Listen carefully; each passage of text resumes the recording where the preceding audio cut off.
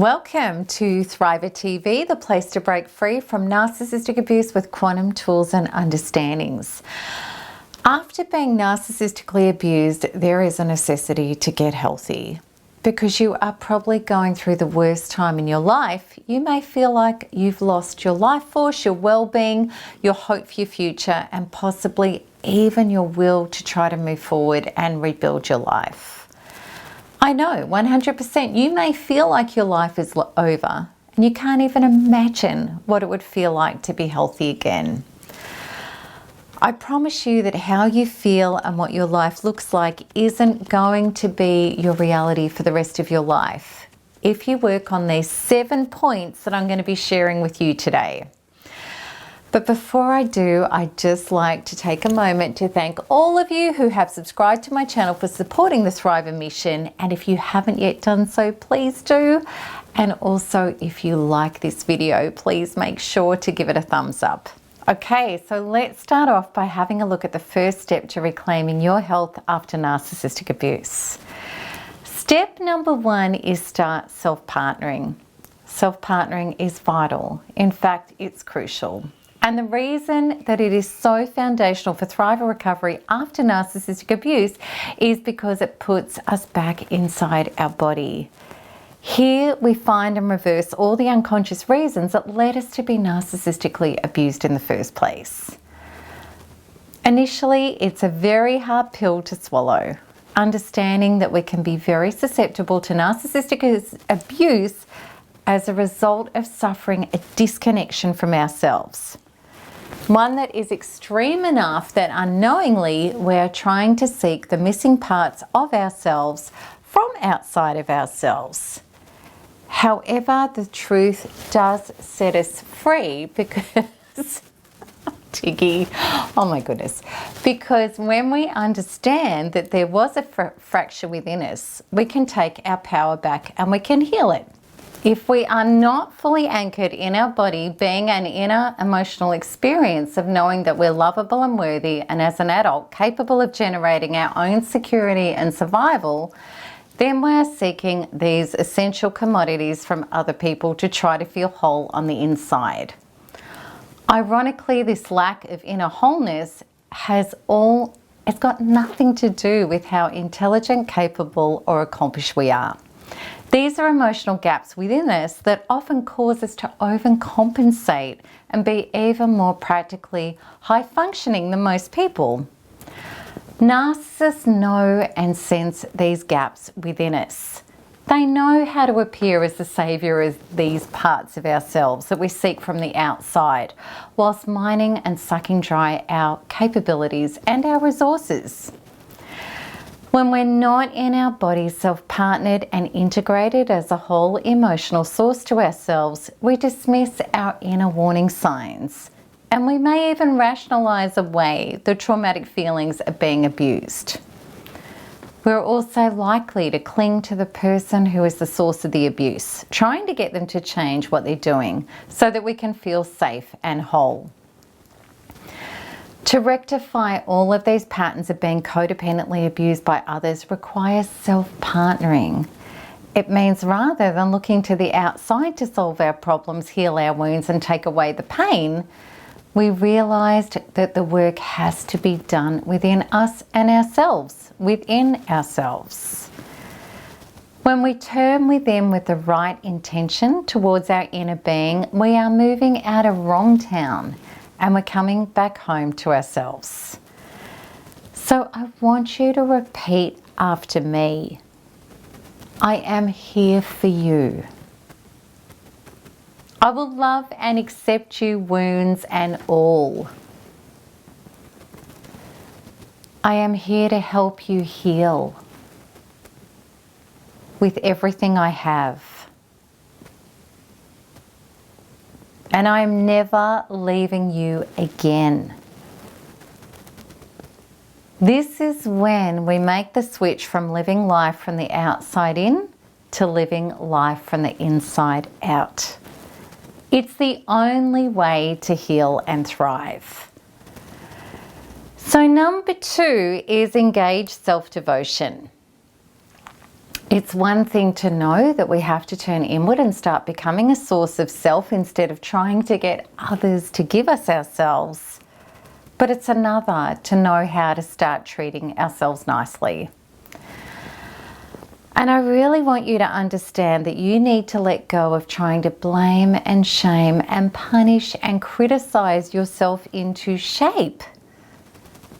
Can you see how, if you've been doing this, treating yourself with conditional love and harsh expectations, why you have drawn into your life and tolerated someone who's been reflecting back how you've been treating and talking to yourself?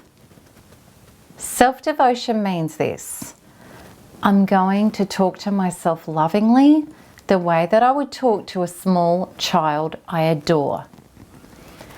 After narcissistic abuse, you are healing and you require your own tenderness and kindness.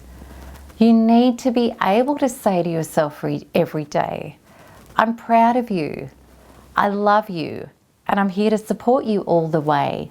You will get through this.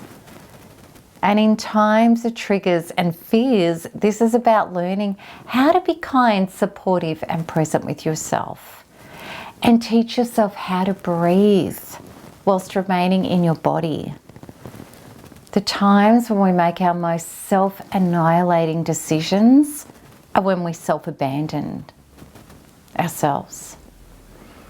Thrive self-devotion means not running away from these feelings anymore and making choices that only hurt you more, such as attempting to self-medicate with abusive people, terrible food choices, active addictions, mind-numbing distractions, and all sorts of things that take you away from becoming your best lover, supporter, and healer. When we're doing these things to ourselves, we're not in control of our own lives, and we are highly susceptible to being controlled by people who hurt us.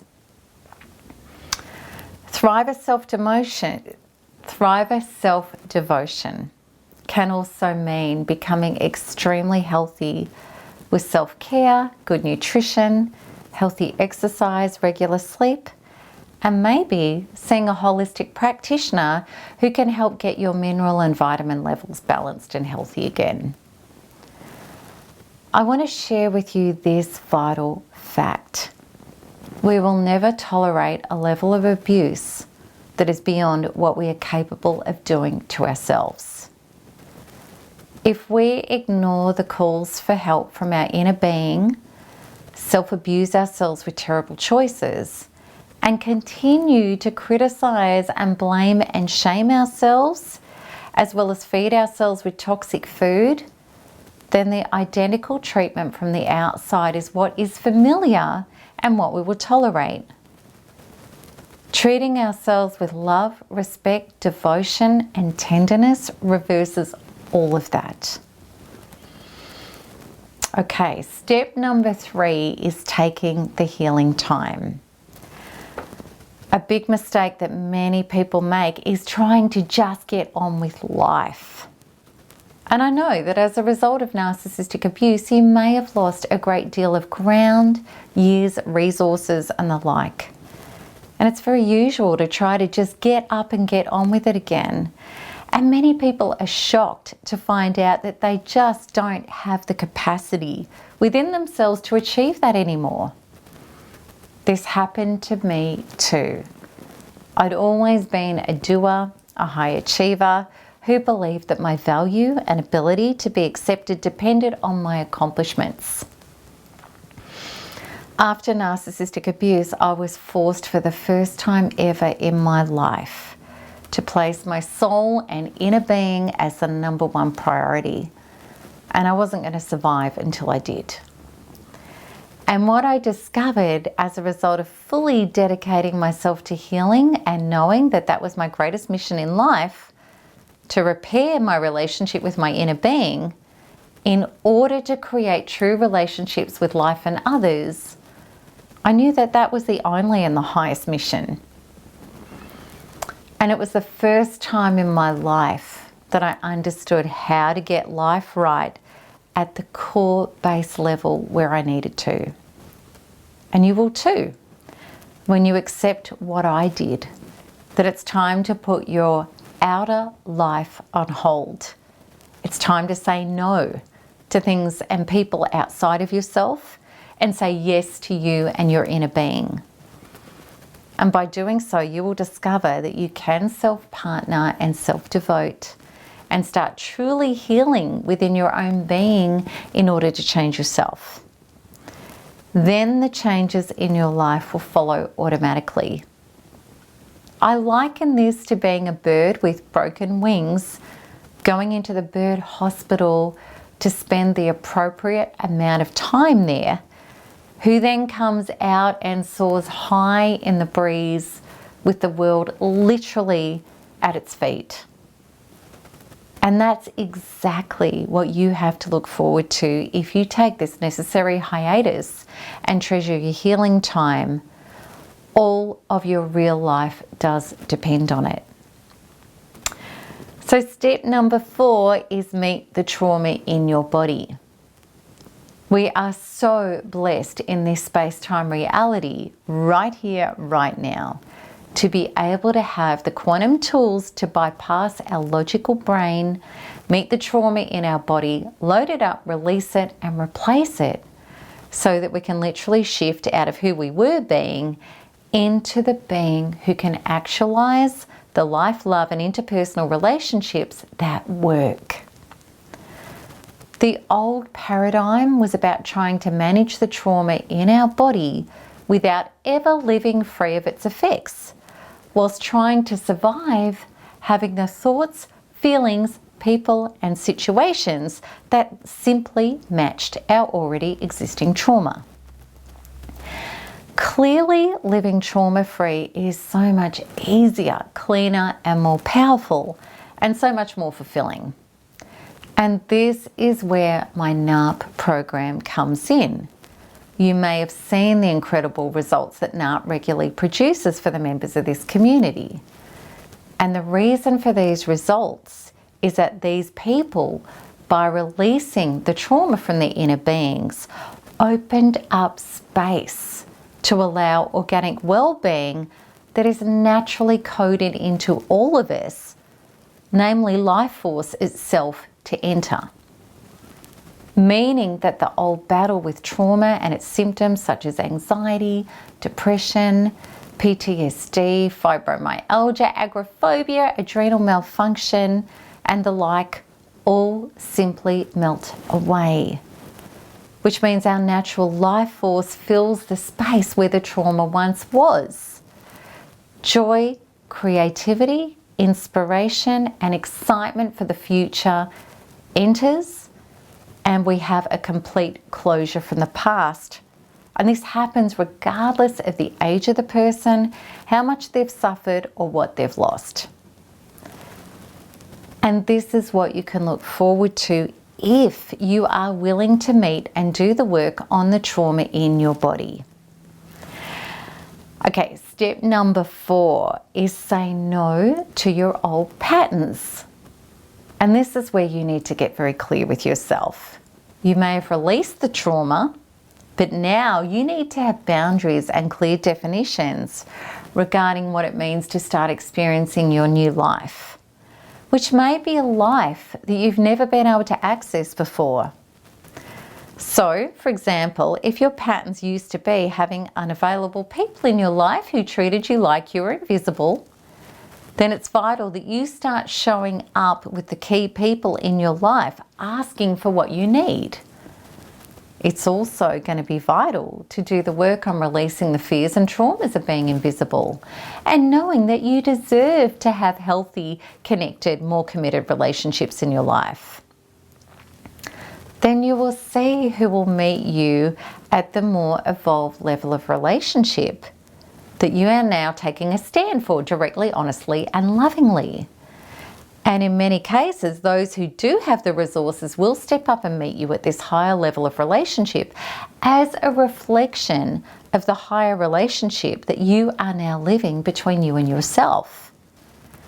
And if there are people in your present life who don't have the resources for communion and connection and intimacy, or existing people who refuse or don't have the resources to meet you there, then you will let go and move on as a fully integrated individual with yourself to be the generative force of taking a stand for what your reality is now. We can't continue to participate in our old programs and patterns and believe that the universe will deliver us a different reality. It just doesn't work like that. What you accept is what you will get, point blank. Step number 5 is expand yourself.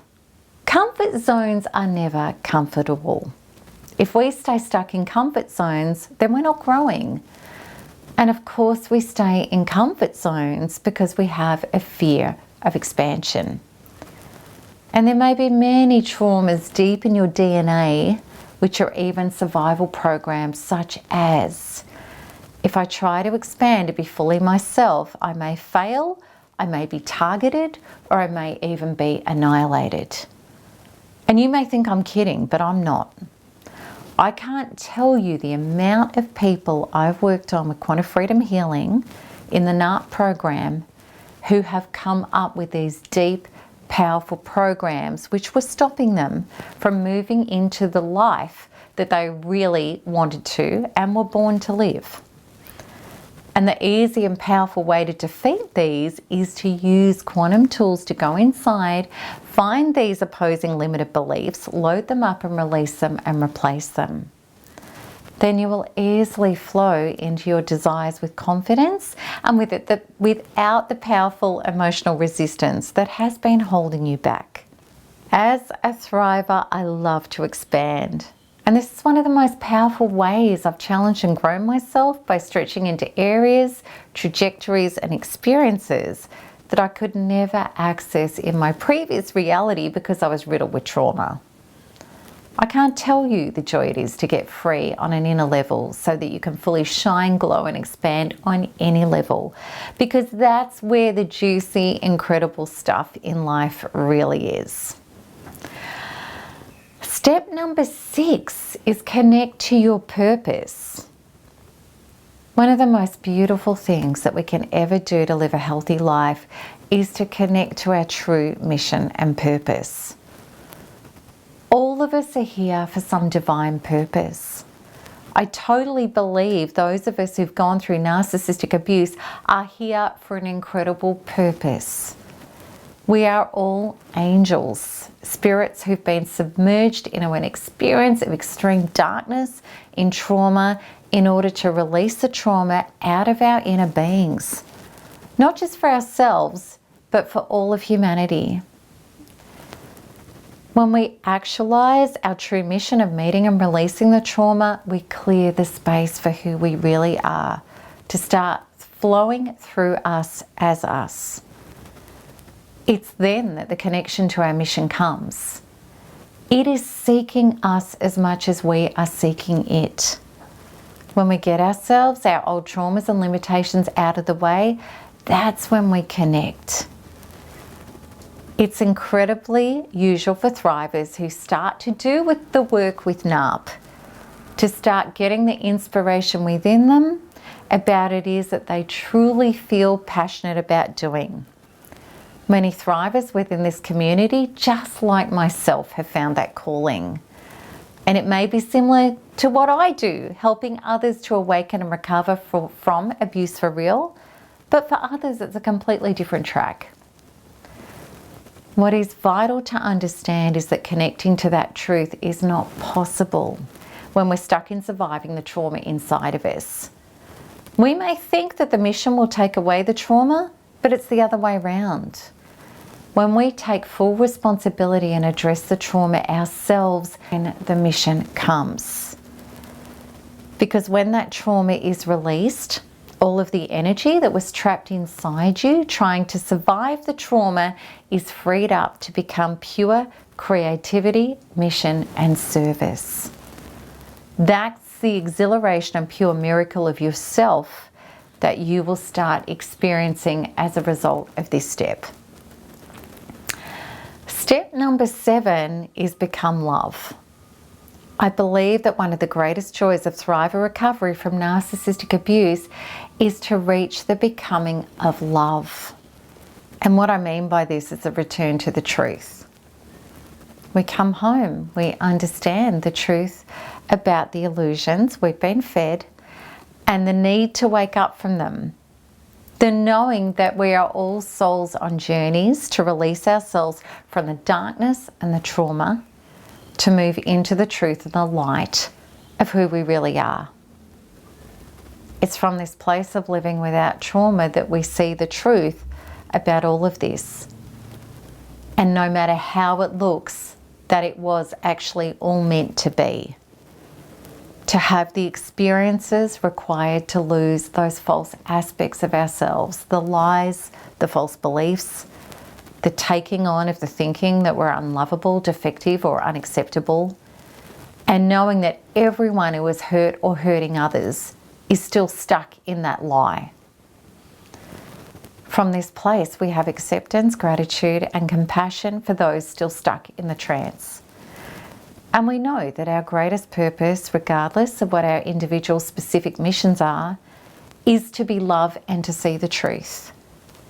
And it's then that we let go of our righteousness, our demonizing and judging, which only helps to cement our victimization and our powerless states.